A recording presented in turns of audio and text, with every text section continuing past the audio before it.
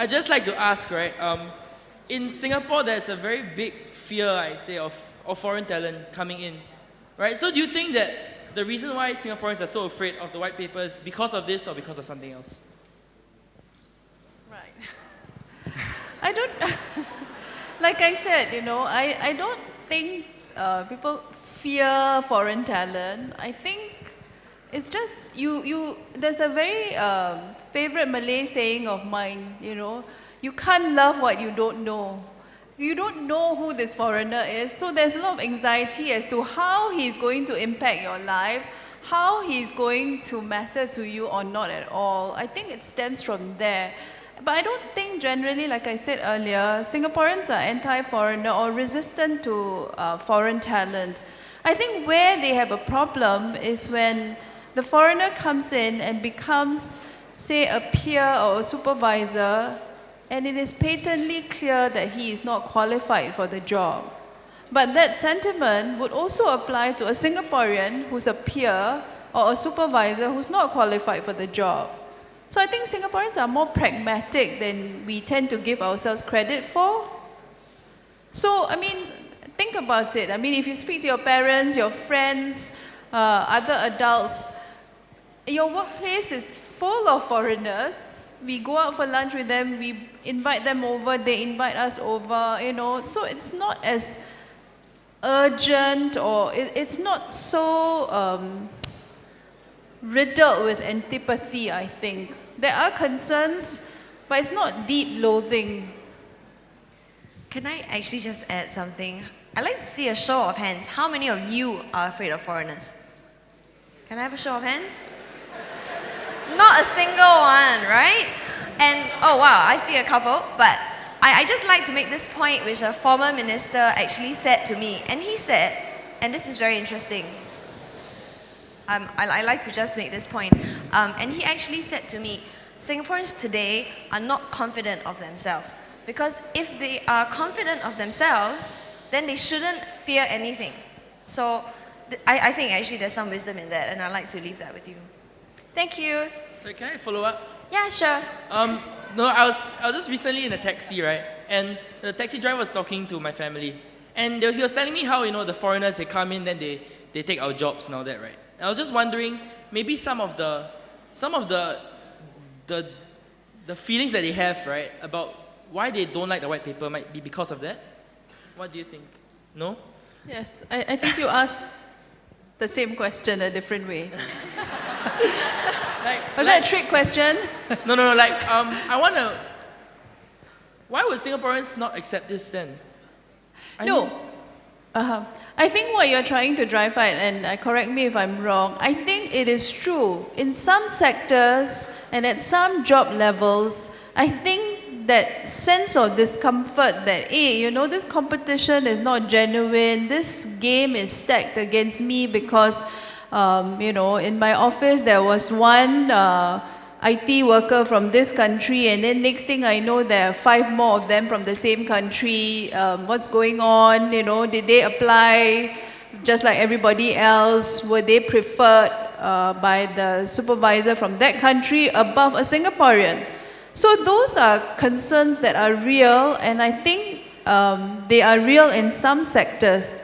And we have reported this before. I think in IT, some sections of IT, some sections in banking, there is that feeling that maybe these foreigners who are coming at a certain level, at the mid-tier level, are edging out, are elbowing out Singaporeans who are just as qualified. So the government has recognized this, and it is really competition that is based on price. Because these foreigners come and they are prepared to take lower wages. If you're a young man, age 31, 32, about to start a family, you are going to be concerned about the pay packet that you're drawing in. And if someone else comes from another country and is undercutting you by being willing to be paid much lower, doing the same job, it is going to prove difficult for you. So the government has acknowledged that there may be an issue there, and hence we are now entering that discussion where we are talking about having an employment framework. You will see that phrase appearing in our newspapers in the coming months. Basically, this is almost like a checklist of, when a foreigner applies for a particular job, we need to be sure that he is indeed the best person for the job, not because he's cheaper. The details will be sorted out later. Most other countries actually have this mechanism in place. The technical term for it is actually called labor market testing. So if you use the US as an example, they need a lot of IT workers. They do not have enough IT workers. So they import a lot of IT workers from India, and most of them come under what is called the H-1B visa. And what the US government does is that its way of labor market testing, of setting up this employment framework, is to determine every year, I'm only prepared to give out 50,000 H-1B visas.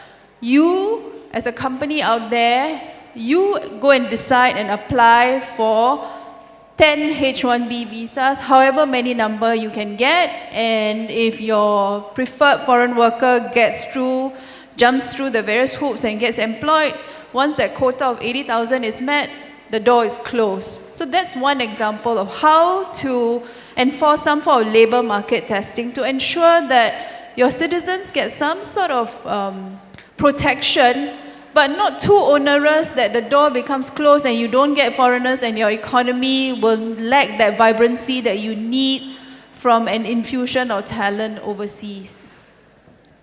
Okay, thank you. Thank you for the question. Hi, up here. One of the main focuses, right, as you mentioned, was to increase economic vibrancy. I want to know, could the government focus more on improving local talent and local efficiency and quality of our own people before they focus on quantity?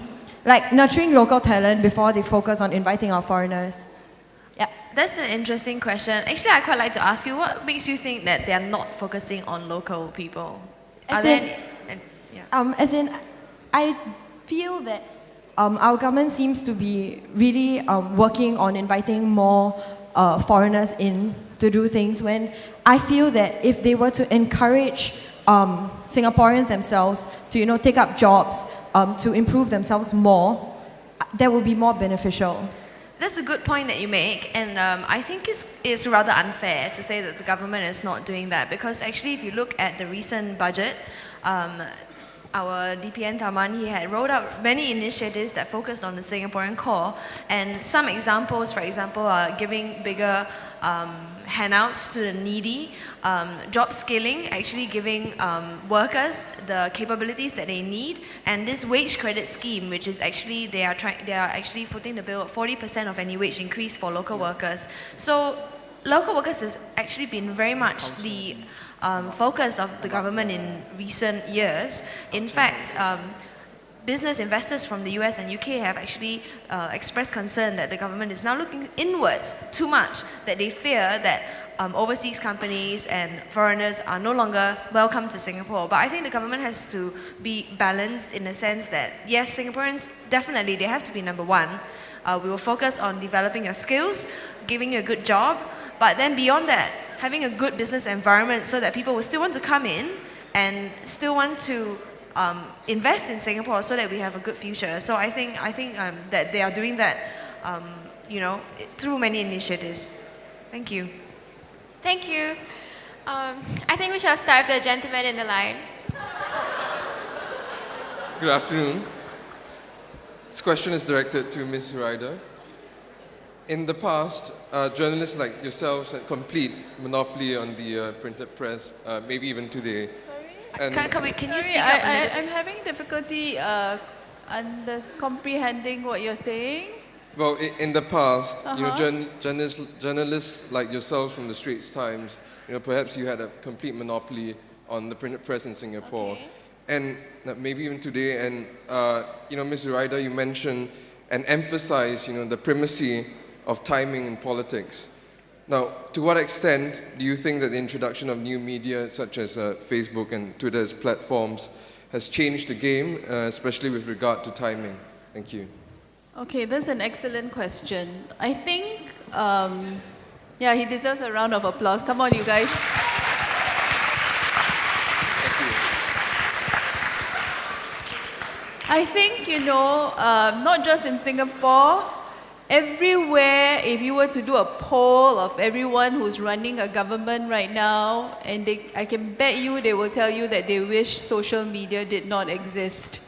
Even though they might tweet and Facebook all the time, social media has been quite a challenge for even the most vociferous politician that you can think of. And the reason is very simple. Social media is direct, immediate. It makes every one of us a publisher. It makes every one of us just as powerful as a publication as big as the Straits Times. And that really is the truth of the matter when it comes to the impact of social media, the potential of social media. Most governments, because of social media, are living under what they call a 24/7 referendum. What that means is that every decision I make, every corner I turn, every move I make, Obama has a burger, the burger is reported, the size of the burger, how big his bite was in that burger, is reported around the world within seconds. There is no escaping the kind of scrutiny that social media grants citizens in every corner of the world that is connected. In fact, Michael Bloomberg, when he was here, said this is why governing has become so difficult. You are no longer assessed according to the electoral cycle. You cannot say, I make a promise today and I will deliver in 5 years' time.